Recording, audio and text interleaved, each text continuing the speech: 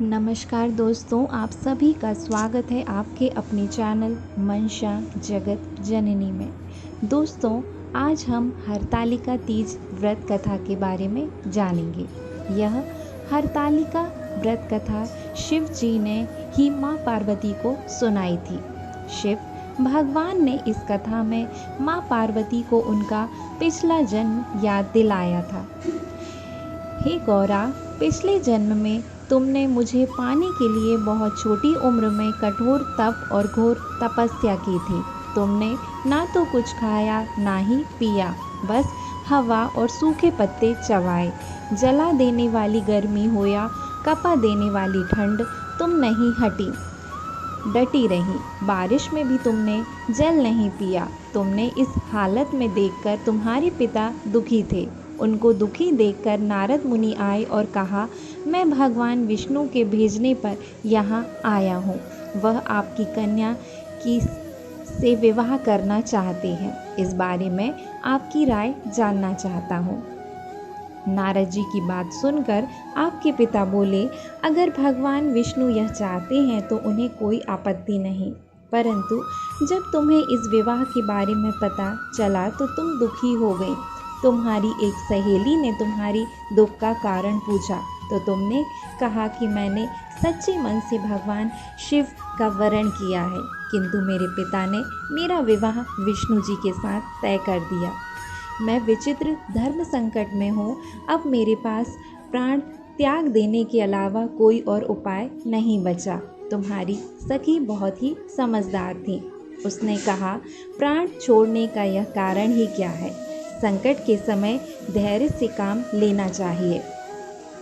भारतीय नारी के जीवन की सार्थकता इसी में है कि जिसे मन से पति रूप में एक बार वरण कर लिया, जीवन पर्यंत उसी से निर्वाह करे। मैं तुम्हें घनघोर वन में ले चलती हूँ, जहाँ साधना स्थल भी है और जहाँ तुम्हारे पिता तुम्हें खोज भी नहीं पाएंगे। मुझे पूर्ण विश्वास है कि ईश्वर अवश्य ही तुम्हारी सहायता करेंगे। तुमने ऐसा ही किया। तुम्हारे पिता तुम्हारे घर में ना पाकर बड़े चिंतित और दुखी हुए। इधर तुम्हारी खोज होती रही, उधर तुम अपनी सहेली के साथ नदी के तट पर एक गुफा में मेरी आराधना में लीन रहने लगी। तुमने रेत के शिवलिंग का निर्माण किया। तुम्हारी इस कठोर तपस्या के प्रभाव से मेरा आसन हिल उठा और मैं शीघ्र ही तुम्हारे पास पहुंचा और तुमसे वर मांगने को कहा। तब अपनी तपस्या के फलीभूत मुझे अपने समक्ष पाकर तुमने कहा, मैं आपको सच्चे मन से पति के रूप में वरण कर चुकी हूँ। यदि आप सचमुच मेरी तपस्या से प्रसन्न होकर यहाँ पधारे हैं तो मुझे अपनी अर्धांगिनी के रूप में स्वीकार कर लीजिए। तब तथास्तु कहकर मैं कैलाश पर्वत पर लौट गया। उसी समय गिरिराज अपने बंधुओं के साथ तुम्हें खोजते हुए वहां पहुंचे। तुमने सारा वृतांत बताया और कहा कि मैं घर तभी जाऊंगी अगर आप महादेव से मेरा विवाह करेंगे। तुम्हारे पिता मान गए और उन्होंने हमारा विवाह करवाया। इस व्रत का महत्व यह है कि मैं इस व्रत को पूर्ण निष्ठा से करने वाली प्रत्येक स्त्री को मनवांछित फल देता हूँ। इस पूरे प्रकरण में तुम्हारी सखी ने तुम्हारा हरण किया था, इसलिए इस व्रत का नाम हरतालिका व्रत हो गया। इस व्रत से जुड़ी एक मान्यता यह है कि इस व्रत को करने वाली स्त्रियां पार्वती जी के समान ही सुखपूर्वक पति रमण करके शिवलोक को जाती हैं।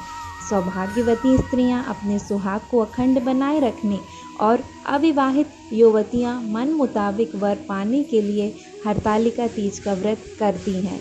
इस दिन व्रत करने वाली स्त्रियां सूर्योदय से पूर्व ही उठ जाती हैं और नहाकर पूरा श्रृंगार करती हैं। पूजन के लिए केले के पत्ते से मंडप बनाकर गौरी शंकर की प्रतिमा स्थापित करती हैं। इसके साथ पार्वती जी को सुहाग का सारा सामान चढ़ाया जाता है। रात में भजन कीर्तन करते हुए जागरण कर 3 बार आरती की जाती है और शिव पार्वती विवाह की कथा सुनी जाती है। इस व्रत के व्रती को शयन का निषेध है, इसके लिए उसे रात्रि में भजन कीर्तन के साथ रात्रि जागरण करना पड़ता है। प्रातःकाल स्नान करने के पश्चात श्रद्धा एवं भक्तिपूर्वक किसी सुपात्र सुहागिन महिला को श्रृंगार सामग्री, वस्त्र, खाद्य सामग्री, फल, मिष्टान एवं यथाशक्ति आभूषण का दान करना चाहिए। रेत के शिवलिंग बनाए हैं तो उनका जलाशय में विसर्जन किया जाता है और खीरा खाकर व्रत को संपन्न किया जाता है। दोस्तों, यह थी हरतालिका तीज व्रत कथा।